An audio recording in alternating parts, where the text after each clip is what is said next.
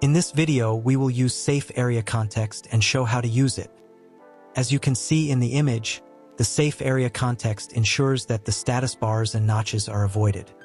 Let's now look at my basic Hello World app. The Hello World is stuck in the status bar. Let's fix it. Firstly, we need to install React Native Safe Area Context. Then, import SafeAreaView from the Safe Area Context you installed and place it around all your other elements.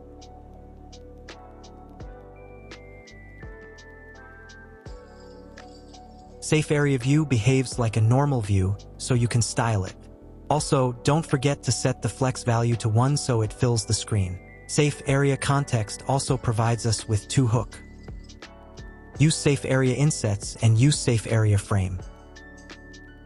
Use Safe Area Insets gives you the Safe Area Insets: top, bottom, left, right.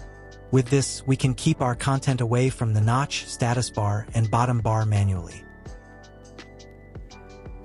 Use Safe Area Frame gives the dimensions, width, and height of the safe area.